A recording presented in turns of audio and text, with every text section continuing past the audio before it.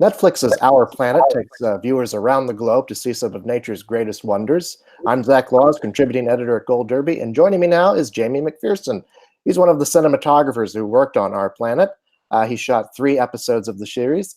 Jamie, first off, just tell us a little bit about how you came to be involved with this and why you wanted to work on it. Hey, how you doing? I've worked with Alistair and Keith before on a BBC series called The Hunt, and they were putting together the team and told me about this series. And yeah, I couldn't not be involved. It had a huge scope, being on Netflix with a global launch and the stories that they wanted to tell and put in conversation in the heart of it. Then yeah, I couldn't not be involved really. Well, I just spoke with Keith Sholey, your executive producer, and he said that the probably the most important thing you need when you're making one of these nature documentary series is a good cinematographer. So you were certainly not to not to embarrass you too much, but carry on. Just talk a little bit about obviously whenever you make any kind of movie, there's unpredictable variables that you have to deal with, but with something like this, I mean, you're out in the natural world, you're dealing with animals, you're dealing with weather. I guess, how do you get your shots when you're when you have to deal with all this stuff?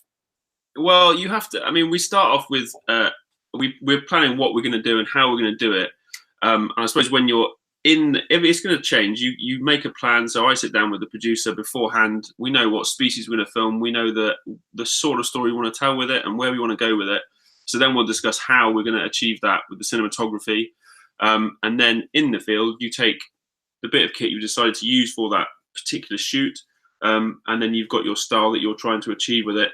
But you have to adapt and react to the situation. So it may be you'll build a sequence over, say, a month, but maybe the key behavior you need to capture will play out over 2 or 3 minutes. So you just have to bring your A game really and be on it when that unfolds and to cover all of the shots you need to be able to tell that story visually. So yeah, you have to pay attention really. Right. So now you shot the episodes One Planet, Frozen Worlds, and From Deserts to Grasslands. Can you just talk a bit about some of the challenges that were involved in each of those? First of all, I mean, what locations those took you to, and what each of those locations presented in terms of logistical challenges. Yeah, I'd say, well, so starting with the opening episode, One Planet, I filmed the wild dogs with wildebeest, was in the Serengeti.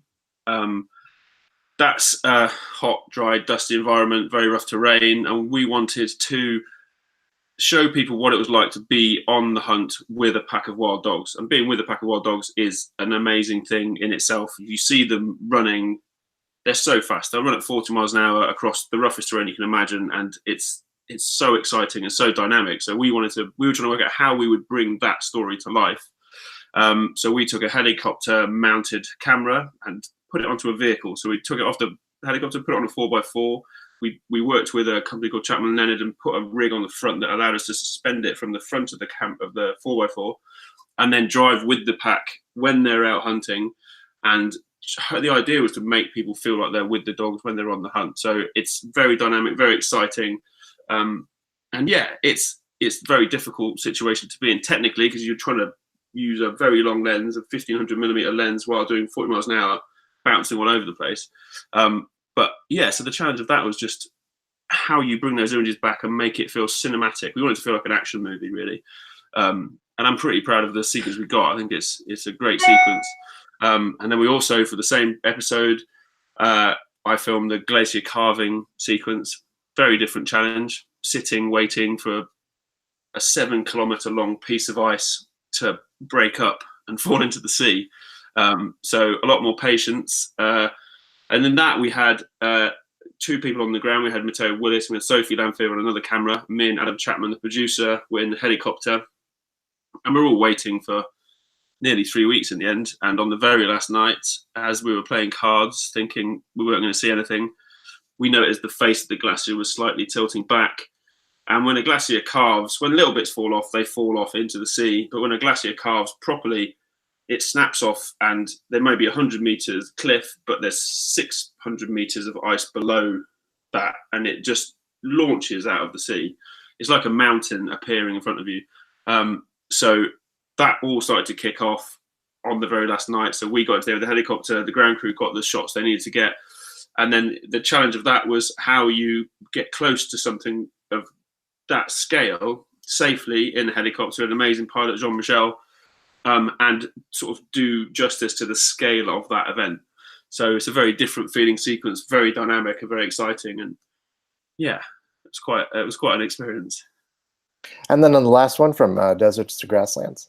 So deserts to grasslands, I filmed the Cheetah Hunt, 5 male cheetah coalition, which is an amazing thing to see. It's like a pack of cheetahs. I'd never seen that before. I think that was the first documented group of cheetahs of that size hunting together. So yeah, it was an amazing thing to be asked to go and film. And excuse me, yeah, an amazing thing to be asked to go and film. And I don't know if you've heard, cheetahs run quite fast. So again, we had to build a system that allowed us to be with the cheetahs when they're hunting.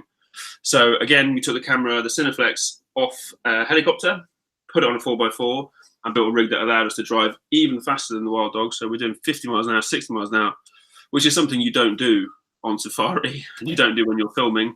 And persuading a veteran camera car driver and expert, Sammy, to drive faster than he's ever driven before was quite a tall order. But he got into it, and we did manage to make it all come together. And then, yeah, you're with not one cheetah hunting is an amazing thing to see, but 5 together is just unbelievable. So yeah, that was how we showed the speed and the dynamism of that group of cheetahs hunting together, and bring it all home and not crash into an aardvark hole.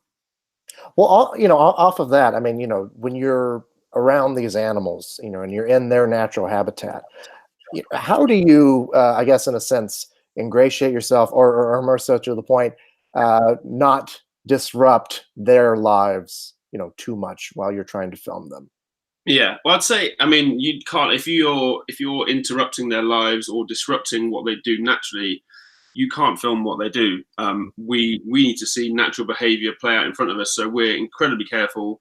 We've got years of field experience, and so you don't approach quickly. You spend your time, you observe, and you move in slowly, and you work out what their behavior is going to be and how you can capture that without influencing it. So we're very careful. We work with experts, and we've all got a lot of experience in how you document something like that without becoming involved yourself. Right. Was there ever something on any of these episodes that you wanted to film that you just couldn't because of safety concerns, because of any number of different things? Is there ever something that you have to let go of? I don't know. I don't think we did on this one. I think we did pretty well. We managed to come home with what we were going for most of the time. And all in one piece as well, so that's yeah, that's a bonus. Yeah, my mum's always pleased when I come home in one piece. One of the great things that this show does, it creates a giant sense of scale. So I wonder, like, can you just talk a bit about, how you contribute to doing that? In terms of the sense of scale of what, the stories, or the stories, yeah, and I mean just in terms of how you present the natural world. You know what I mean? Just kind of this epic view of nature that you guys give. Yeah, well, I think we've got a lot of teams in a lot of places around the world, all experts in their field. We've got, I specialize in long lens work on land, but there's amazingly talented guys underwater. There's guys who specialize in doing macro photography, of bringing the lives of ants and other insects to life. It's time-lapse photography where they can make fungus look like it's a marching army moving across the floor of a rainforest. So it's a big team of people, all with specialist skills in different areas, who all come together, and the production team are picking stories that give the scale and the epic nature of some of these places we go to. So yeah, it's a big team effort to bring all those scenes together and sort of show the entire stories of our planet.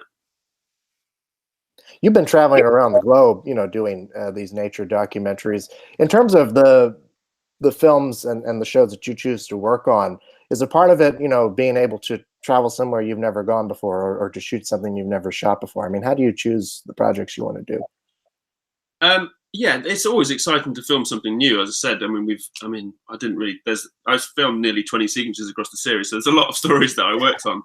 Um, yeah, it's always exciting. So like the 5 male cheetahs was, I've got to go and do that. That's really exciting. I want to get involved in that. And then on Frozen Worlds, we filmed leopard seals hunting king penguins. And once it all starts to play out, you get so excited. That one was one we didn't plan to go and film. We were there and we saw it happening, and we managed to capture these scenes. But for me, I think so often it may well be a familiar animal. So it may be a desert elephant, not particularly familiar, but elephants are familiar. And it's how you tell the story. So it's the story the producer wants to tell, and then I work closely with the producer and work out the style of cinematography we're going to bring to it. So we filmed tigers for Deserts and Grasslands, hunting in tall grass. I mean, it's an incredibly hard place to work because you can't see tiger. There might be massive orange cats, but they're incredibly hard to see, surprisingly. So you're trying to work out with producer Adam Chapman, we're trying to work out how we bring those scenes to life. And you've got a big predator moving through this grassland, and the prey he's trying to catch are all hidden. So, but he can't see them, but they also can't see. It was a her actually. Can't see her. So it becomes like a horror film, a thriller, and then that determines the style of the cinematography you bring to that scene. So for me, that storytelling, working with the producers in bringing a cinematic style to it, is what I find as exciting as going to a new place or seeing a new animal. One of the great things about this show in particular is that there's a real message of conservationism to it, and it's about how our planet is in dire danger. So can you talk a bit about how that aspect of it affected what you shot? Yeah, I mean, that's down to the production team finding stories that are important and showcase these amazing environments that we've got, and which one, that we need to save these places. We need people to be excited by seeing desert elephants and realize that there's so few left in the world, and this is an amazing place. And so the stories we tell, the production team are working on and building, and then I'm involved in how we convey those stories visually. Right. Well, what do you hope that people at home, watching this on Netflix, take away in terms of, what they can do to help save these places, just even on a micro level? I think hopefully people will start with being awed and wowed and excited, and want to be and they're engaged in the stories we're telling, and see that the world is full of wonder. Genuinely, it really is. I mean, we go out and we talk about it all the time, but you don't get bored watching a tiger. You don't, the dancing birds of mountain. There are amazing things out there, and then to realize that the world is changing and we have changed it, but that it's not too late, that there are lots of things we can do. We can all do little things and not have the feeling that, I've been guilty of it, where you just think, what can we do? It seems like such a big problem. But there are people out there who are dedicating their lives to solving that problem. So there, everyone can get involved, and the website ourplanet.com tells people what they can do and where they can go and how they can make a difference. So hopefully, I want my kids to be able to see a tiger and a desert elephant. So hopefully we can all together do the little things and make a difference. Right. You've won a couple of news and documentary Emmys before for your work on Human Planet and One Life. But yeah. What did that recognition mean for you? To be recognised by the industry is, it's amazing, incredibly proud, and yeah, I guess it's because you're just recognised that the hard work you put in and all the years of graft you've put into it, and the days and weeks you've spent away from your family and from your friends. Yeah, it's nice to have a shiny statue, but I'm more proud, to be honest, of the films that we've made than the statuettes. They're what I'm proudest of, because they show the work and the work of all the people I've worked with over the years. So yeah, they've got a prouder place on my mantelpiece. Absolutely. Well, Jamie, thank you so much for your time, and congratulations on your work. You've created another fantastic nature documentary series. Thank you. You're welcome. And thanks to all of you at home for watching. Make sure you click the like and subscribe button below, and make sure you visit us at goldderby.com for all the latest award show news.